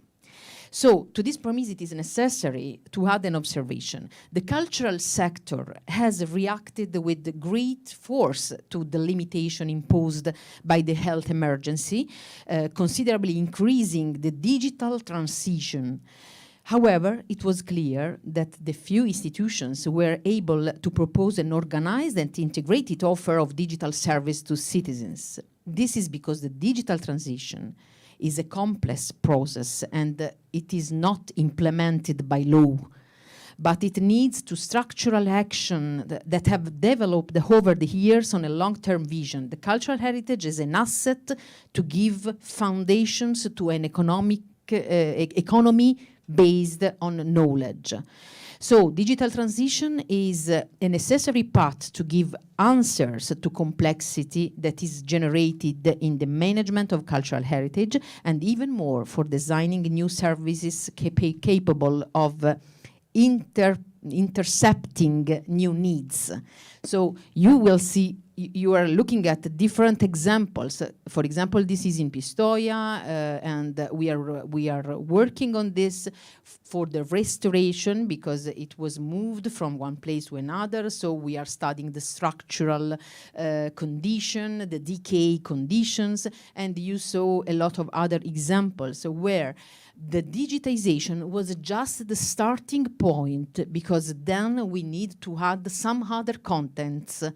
And also you saw the value, the importance of the education to let the people be able to know what it is possible to do nowadays. Thank you, Grazia.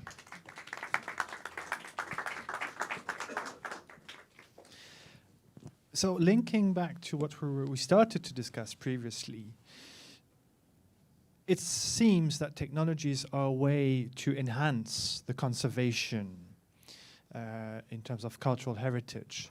But to what extent is it a game changer? Does that mean that the progress will be exponential? Is technology enough for us to preserve cultural heritage? Can we only rely on this? What are the negative sides of fully relying on technology, according to you? I think that the negative, no, it's a problem of interpretation because technology, for technology, it doesn't mean anything. It's not something that we can understand.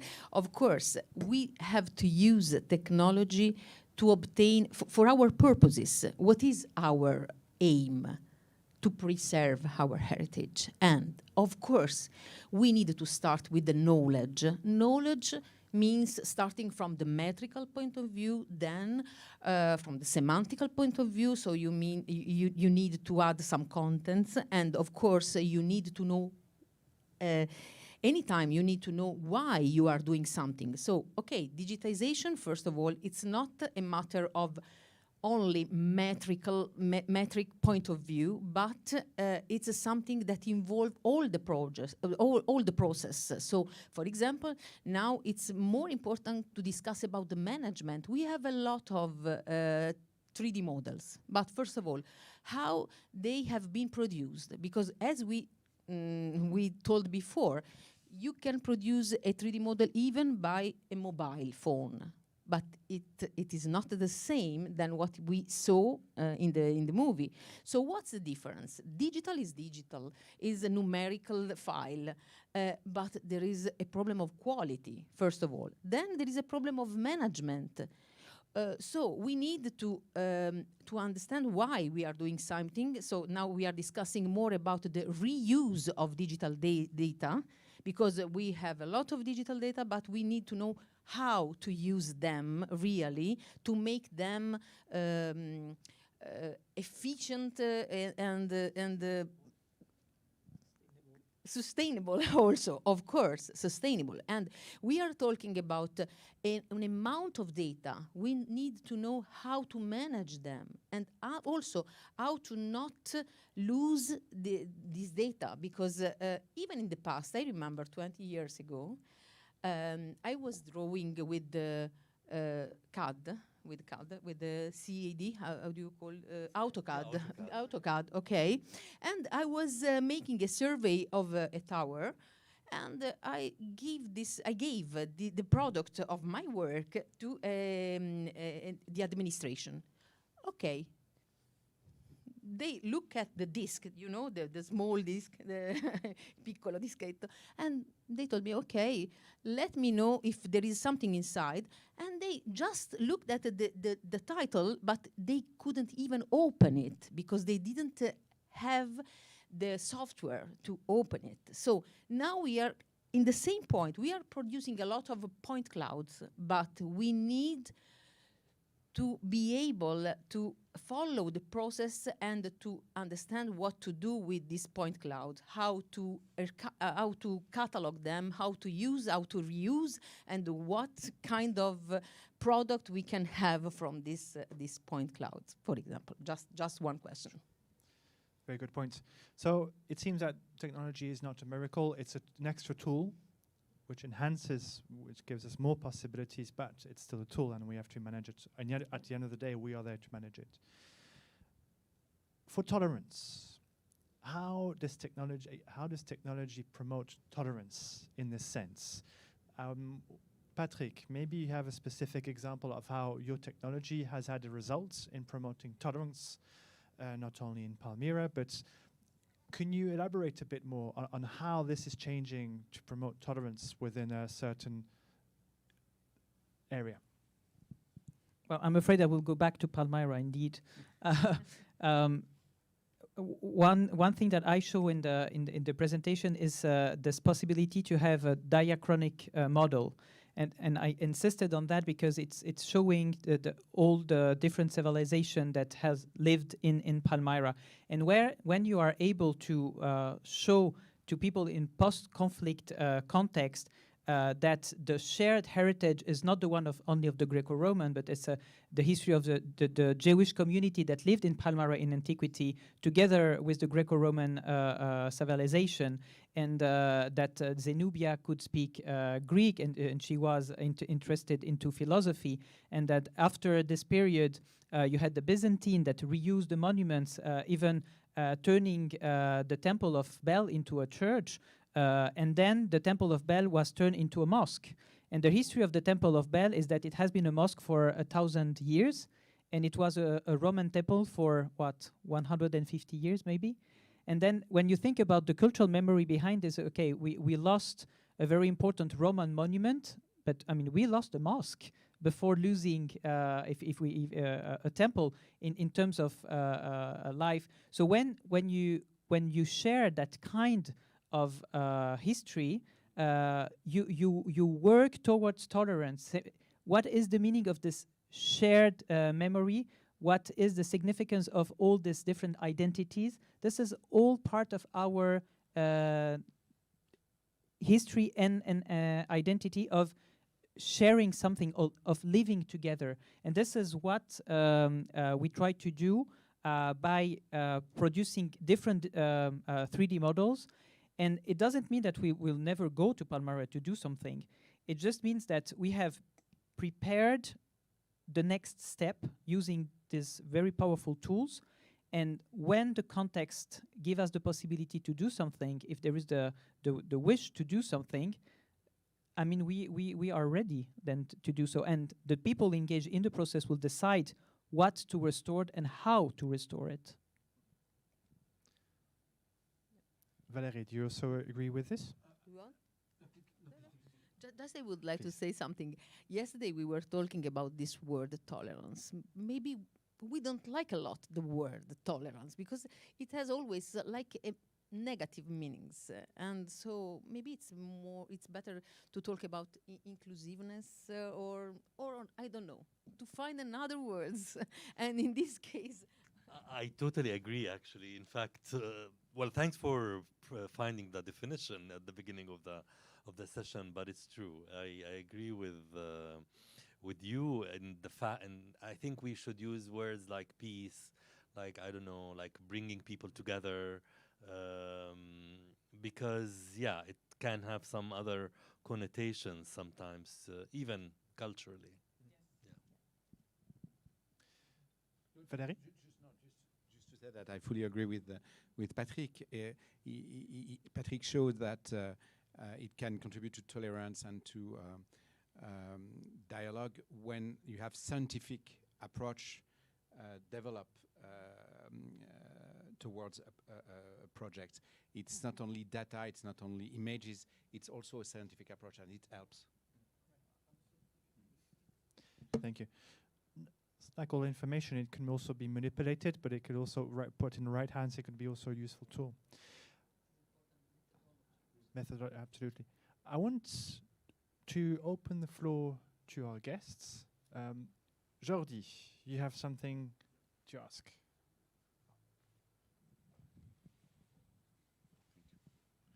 Well, thank you very much to all. I just wanted to thank you, Grazia, because she was raising this tolerance word. I was just going. I was about to say that also. I don't like tolerance word either. I think we should embrace diversity. We should accept diversity. Tolerate is not a very nice word. So I agree completely with both of you. So thank you for raising this issue. I was a bit late in joining you, so I don't know if you. One question I wanted to ask is the role of UNESCO in your ALIPH organization. I would like to maybe you already spoke about it at the beginning because I wasn't here, but I would like to know maybe briefly if what kind of support you get from UNESCO, what kind of collaboration or coordination you have with UNESCO, especially because we've been seeing Mosul. I know there's a project in UNESCO, Revive the Spirit of Mosul. So I'm sure you're aware of this. So I would like to know what kind of coordination you have with UNESCO. And my last question would be what cultural diplomacy in what would be the role of cultural diplomacy in supporting all these projects? Thank you very much. So thank you. So regarding your first question, so we have a strong link with UNESCO. UNESCO is part of our board. Actually, UNESCO has a representative in our board, which is the Assistant Director General. We also signed an MOU with UNESCO that aims to strengthen our relationships. And we finance concrete projects implemented by UNESCO.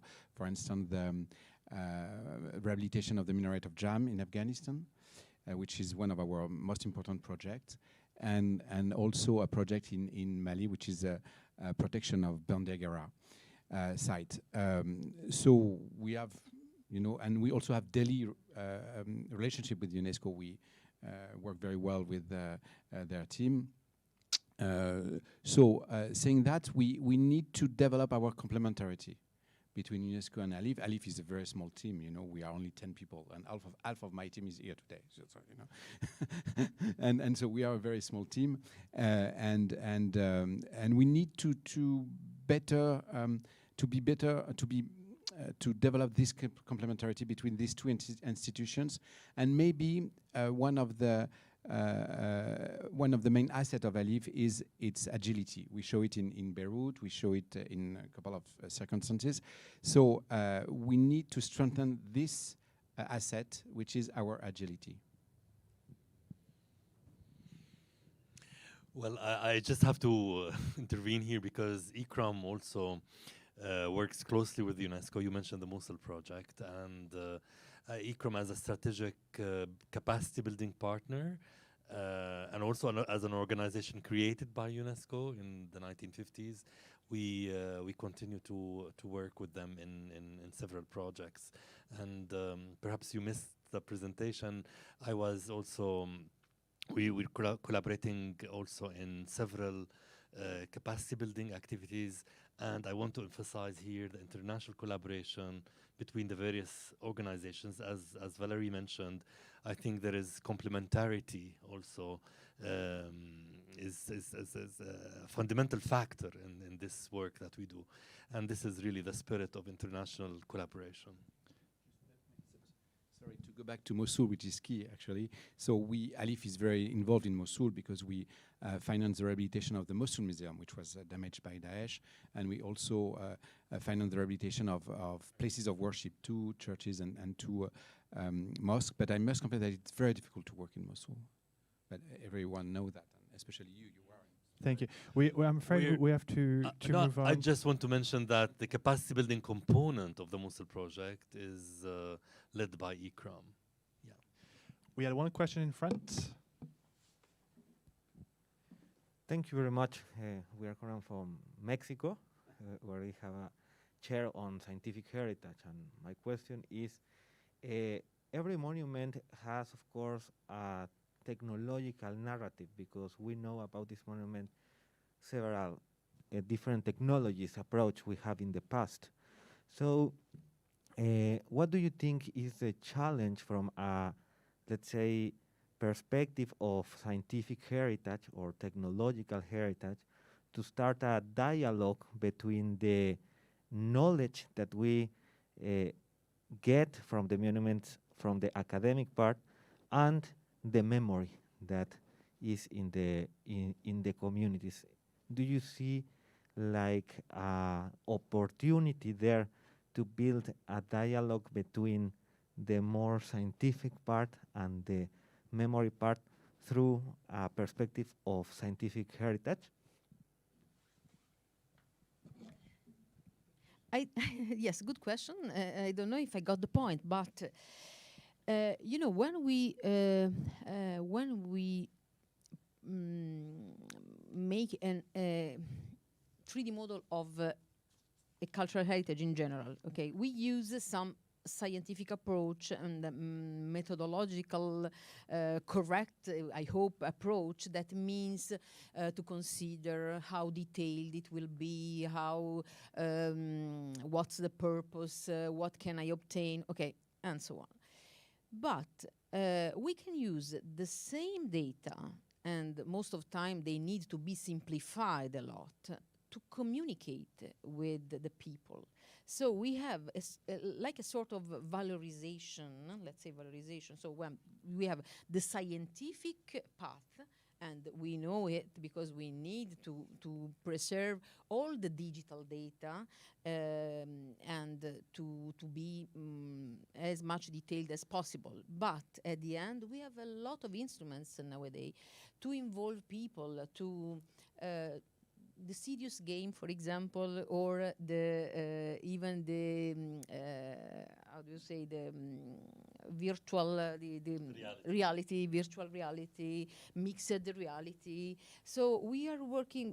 I think that we are going ahead in this direction, and I think that we can join the two different parts. Thank you. We had a question over there. My name is Tarek Merabten. I'm the Dr. Zaki. How are you? I'm from the University of Sharjah. I'm the Director of International Relations, and I would like to thank Dennis for really bringing me this afternoon here to this workshop, which I was looking really forward. Well, I think I came a little bit late, but there are so many things that have touched very important matters when we relate heritage to education, research, technology, community engagement, and community services, because heritage is also community services. And then I heard from my friends in Switzerland, Italy, Dr. Zaki from ICRAM, Professor Patrick. And so what I would like to say that this area and this region is very keen to protect cultural heritage. And I think the program we started with ICROM at the University of Sharjah is an example of the dedication of His Highness Sheikh Sultan Muhammad Al-Qasimi for protecting heritage in this region. Then, of course, I cannot get introduced to everyone in this platform, but I would like to make a call. Now at the University of Sharjah, and we are in partner with ICROM, we are preparing for a PhD program in the conservation management of heritage, of cultural heritage, using high technology, satellite images, drones, anything that is related to technology as an integration. Because you ask the question, what is the role of technology? It's an integration. So you have to integrate technology in order to really restore what is lost and bring it back to the memory of people. We have people who've died, yes, but there is a memory, and this memory must be revived. And I think I'm making a call. I'm making a call to, and I just heard my friend here from Mexico also, which he is also in heritage. Well, my call is, we are starting a new program, new PhD program, and we wanted to make a successful program for the whole region, because you speak a lot about Daesh. Daesh does not represent Islam. It's not Islam. Daesh is something that is, even our Prophet has warned us from it. So we know that those people will continue being there. And we have to find a room to destroy those people with science, with eminence, with so many things and partnership. So I'm calling the audience here. I'm putting my hands to all. The University of Sharjah is opening a very promising PhD program in heritage conservation, and we need support from a high scientific community, from professionals like Alif, to really make the program really tangible to the community. You have spoken about indicators. And one thing that triggered my mind when you spoke about indicators, I opened because I have the submission of the indicators to the impact ranking the day after tomorrow. And then I was wondering, so why does the impact ranking of the Time Higher Education, which is very prestigious ranking for universities, only includes 2 questions about heritage? What is the objective of the university, or what is the contribution of universities in heritage? How much money do you spend in heritage? Is this how we really educate universities and really force them to bring such important historical point into the mind of education? What I want to say is that this kind of forums must have an impact.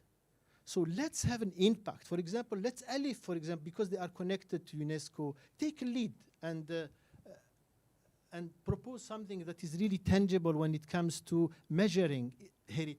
Thank you very much. Sorry for being. Would you like to comment on this? Okay. Any other questions that we might have? Oh, Eidos? Thank you. Back in the mid-90s, before I became an academic, I did reconstructions for the BBC, architectural reconstructions. And there was always a conflict there between historical relevance and entertainment. And obviously they wanted entertainment because they're the BBC. How important is entertainment in the work that you do to get the message out there, so people actually engage in that? How important is that to you compared to the historical accuracy?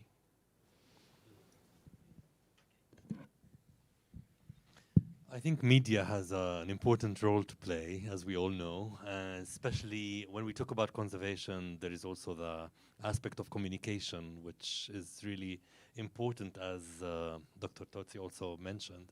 So I think you're talking about the authenticity somehow of whatever we convey as a message or as an image. Or I think we need to be careful, of course, as media specialists, and you're from media, about the truthfulness, in a way, of that information that you need to convey.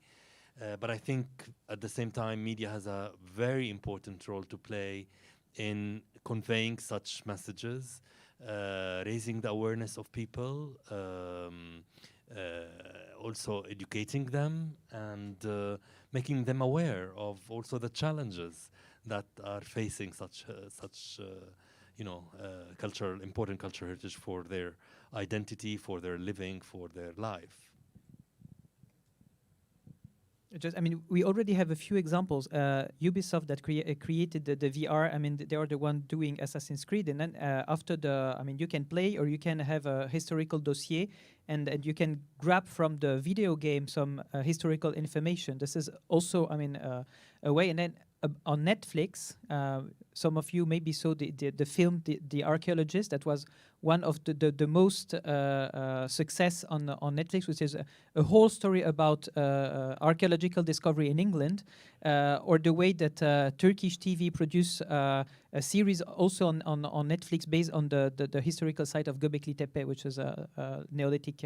So obviously, yes, entertainment is a way, and this is a direction we already have taken in order to raise awareness and touch younger generation. Obviously, yes. I just wanted to highlight another point, which is media has a key role to promote cultural heritage protection, because you can't imagine how difficult it is to convince international organizations that they should invest in cultural heritage protection, because some of them think that it's just for the bourgeoisie. Cultural heritage protection is something which is not key. But we all know that it's key. When there is another video and if you are interested in another movie, which is on behalf of cultural heritage, which is a documentary, and it shows that an old man in Mosul talking about the Al-Nouri Mosque, and when you listen to him, you understand that it's key to rebuild the Al-Nouri Mosque. So what I want to say is that, sometimes we just have the feeling that we are a little bit alone, because big institutions are not dealing with cultural heritage protection. We need more investment. We need more money in this field. I just remembered, the first meeting we had with the people of Mosul. When we met the community and we speak the same language, talking about, the messages and communication, also language is quite important. We could really understand their needs.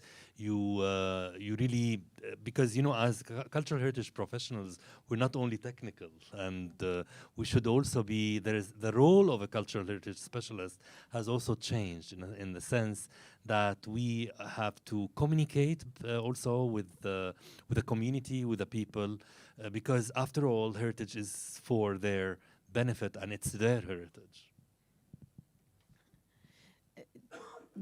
Did you tell that you are from BBC, isn't it?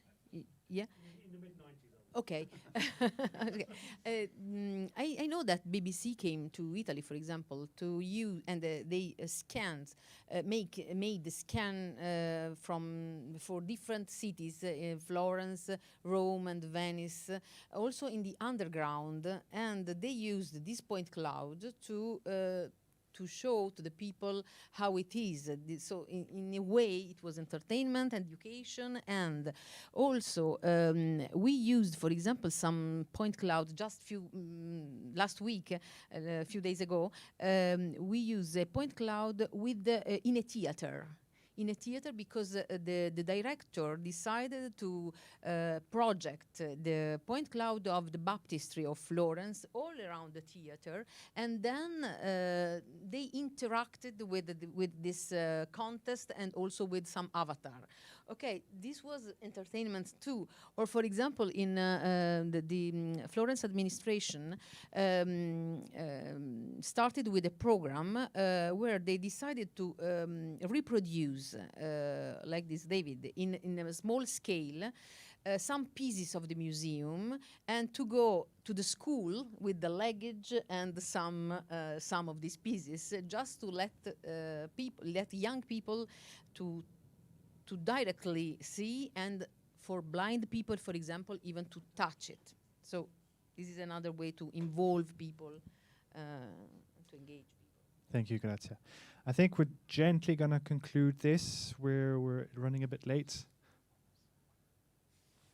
we'll have enough time for questions at the reception on our rooftop.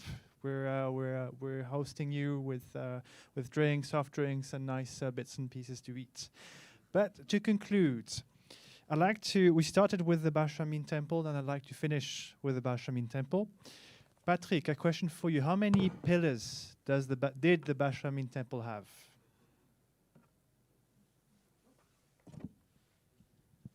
So it's 5, and then you reuse each one at the end, and you add one to have an in antis. I'm sorry, it's a little bit technical, but okay, let's do technical, Patrick. But you have to show the picture again. But for the conclusion, I would like us to picture another version of Barshamin made of 4 pillars. And so these pillars, I would like you to choose one pillar on how to use cultural heritage to promote tolerance.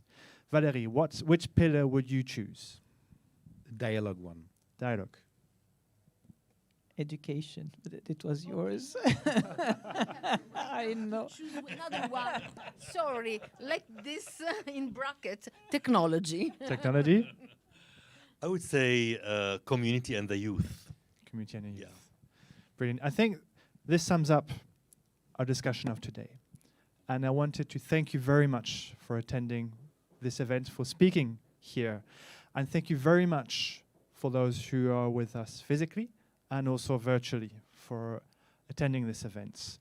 As mentioned, we're going to have a reception on the rooftop. You'll have plenty of time to engage with our panelists and engage and learn more. I hope we all learned something today. And once more, on behalf of the Swiss Pavilion, on behalf of Swissnex, thank you very much for attending today. Thank you.